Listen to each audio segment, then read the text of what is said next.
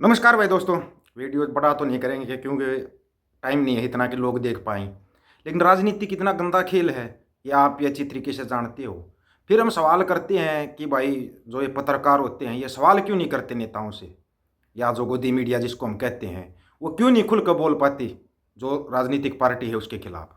उसके बहुत से कारण हैं, सबको पता है। 3 रास्ते दिखाए जाते हैं, या तो अपना चैनल चलाओ, चैनल चलाओगे अगर सरकार के खिलाफ बोला तो चैनल मिलेगा नहीं। दूसरा रास्ता है जो सरकार चाहती है वो बोलो, वो बोलोगे फायदे में रहोगे, आपको सब कुछ मिलेगा, पैसा भी मिलेगा, मान सम्मान भी मिलेगा और आपका चैनल भी चलाने दिया जाएगा। और तीसरा रास्ता है अगर आपने गलती से सवाल कर लिया सत्ता से, या सत्ता में बैठे किसी नेता से सवाल कर लिया आपने, और जायज़ सवाल कर लिया कि आपने ये काम नहीं किया वो काम नहीं किया, तो पहले तो आपको धमकी दी जाती है। अगर आप पर धमकी का असर नहीं, आपने कितने वीडियो देखे होंगे, देखा था ना एक पत्रकार ने सवाल किया था, वो जो समृति ईरानी है उससे सवाल कर लिया था, बोली तेरे को पता है ना तू सवाल किससे कर रहा है। मतलब कमाल है यार। कल तक जो मतलब दूसरों के पति छीनती घूम रही थी उससे अगर सवाल कर लिया तो एक पत्रकार को फिर पत्रकारिता बचेगी कहाँ पे भाई। कहाँ पत्रकार, कहाँ कोई बंदा, अगर चैनल चलाना है आपको तो आप सत्ता के लिए बोलिए, सत्ता के बारे में अच्छी बातें बोलिए, आपका चैनल बहुत अच्छा चलेगा। बहुत से साथी बोलते हैं ना कि आपका चैनल में भी इतने व्यू नहीं आते। व्यू आएंगे कहाँ से, लाओ अभी हम सत्ता के लिए बोलना शुरू कर देंगे, व्यू व्यू इतने आएंगे कि आप देखते रह जाओगे। लेकिन ऐसे व्यू हमारे को नहीं चाहिए। अभी कल परसों एक पत्रकार ने सवाल कर लिया एक मंत्री जी से। मंत्री तो क्या है, वो संतरी के लायक भी नहीं है कि वो कहीं संतरी की ड्यूटी दे सके। और उससे कुछ दिन पहले ना वो घूमता फिरता था ऐसे ही, कोई उसको पूछता, कुछ जात जमात नहीं पूछता था, कोई उसकी कोई औकात भी नहीं थी उसकी। पत्रकारों को फ़ोन करता घूमता था कि मेरा इंटरव्यू ले लो ताकि मैं आ जाऊं। गलती से पत्रकार ने सोचा भाई तेरे पास बार बार फ़ोन करता था ये, आज चल तो इससे सवाल कर ही ले। सवाल करने का नतीजा बताएंगे, पहले तो आप ना सुनना एक बार उसको थोड़ा। आपके सवाल से हमको लगता है कि आपको अपने परिवार से डर वर नहीं लगता है क्या? आप किसके शासन काल में और किसके विरोध में सवाल कर रहे हैं ये आप नहीं समझ रहे हैं। मैं बता दे रहा हूँ, शायद भूल गए होंगे आप पुराने हिंदुस्तान में नहीं जी रहे हैं, आप बदलते हुए हिंदुस्तान में जी रहे हैं। यहाँ जो है नरेंद्र मोदी जी प्रधानमंत्री हैं, जिस प्रदेश में आप ये सवाल कर रहे हैं, यहाँ का प्रदेश का जो मुख्यमंत्री है उसको योगी आदित्यनाथ कहते हैं। परिवार के ऊपर रहम करो यार। सरकार और भारतीय जनता पार्टी के खिलाफ सवाल दागना बंद करो पंकज, नहीं तो किसी न किसी किनारे कोने पर गौरी लंकेश के भाई बन करके पड़े रह जाओगे। और नहीं तो दूसरा एक तो पत्रकार था मिर्जापुर में, एकदम सही रिपोर्ट दिखाया था, गरीब बच्चों को मिड डे मील में नमक और रोटी मिल रहा था, वो जेल चला गया। यार थोड़ा सा अंजना ओम कश्यप जी का भाई बनो। आपको हम एक नसीहत देते हैं, सरकार के खिलाफ सवाल करने वाले कहाँ मिलते हैं वो बता दिया इसने खुल के। और जो सबसे बड़ी बात बोल ली इसने, मंत्री जी साहब ने जो सबसे बड़ी बात बोली आपने सुनी कि अंजना ओम कश्यप के भाई बन के रहो।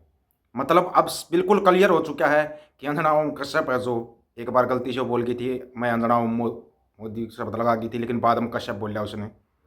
बिल्कुल क्लियर हो गया कि गोदी मीडिया किस लहजे में बोलती है, कैसे कौन सी पत्रकारिता करती है। अगर कल को सरकार बदल भी जाती है तो क्या इन पत्रकारों को बदला जाएगा, हम देखेंगे ये। दूसरी बात जो इसने बोला कि ये नया भारत है, क्या यही नया भारत है? हमारे को यही नया भारत चाहिए था कि हम सवाल भी नहीं कर सकें। लोकतंत्र में इतनी भी आज़ादी नहीं किसी को कि सत्ता से सवाल कर सके। फिर ये कौन सा नया भारत है? कौन सा नया भारत है कोई भी बता सकता है। और फिर धमकी कि गौरी लंकेश का भाई बन जाएगा। यार पंकज तू ध्यान रखिए ऐसा हो जाएगा। मतलब कमाल है। धन्य है हमारा देश, धन्य है वो जनता जो ऐसे मंत्रियों को चुनती है, ऐसे मंत्रियों को चुनकर सत्ता में बैठाती है। और धन्य, बहुत बहुत धन्य मानूंगा मैं 2024 में भी अगर इनको चुनोगे तो बहुत ज़्यादा धन्य हो जाओगे। ये उत्तर प्रदेश का हाल है, ये हाल है उत्तर प्रदेश का, जहाँ पर बोलते हैं ना कि सुशासन है, ये है वो राम राज्य है। इस राम राज्य में अगर सवाल कर लिया ना तो है ना आपको और ही कुछ बना दिया जाएगा।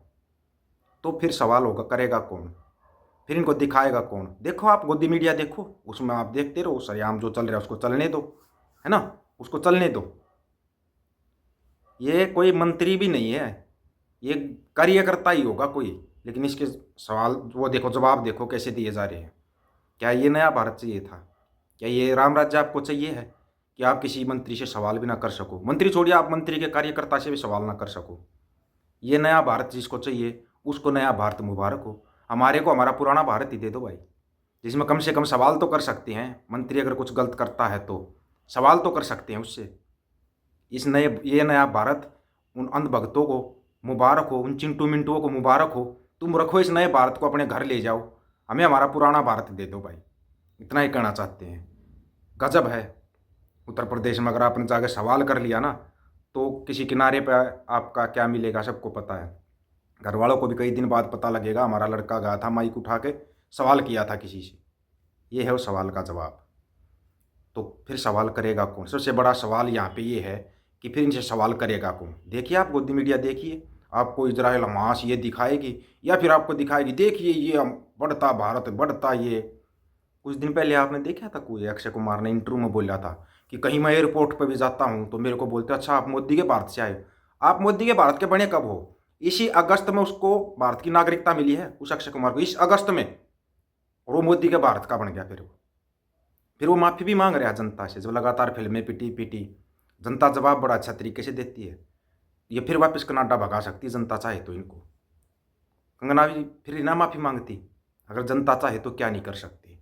अब जनता के ऊपर है, खुद अपने दिमाग से सोचो और इस सवाल का जवाब दो भाई। क्या आपको ये भारत चाहिए है जिसके अंदर अगर आपने सवाल किया तो आपको ये धमकी मिलेगी, या आपको पुराना भारत चाहिए? आप मंत्री तो छोड़िए, प्रधानमंत्री से भी सीधा सवाल कर सकते हो, क्या आपको वो भारत चाहिए? आगे आप लोगों की मर्जी है। सभी साथियों को राम राम, नमस्कार, आदाब, सत श्री अकाल।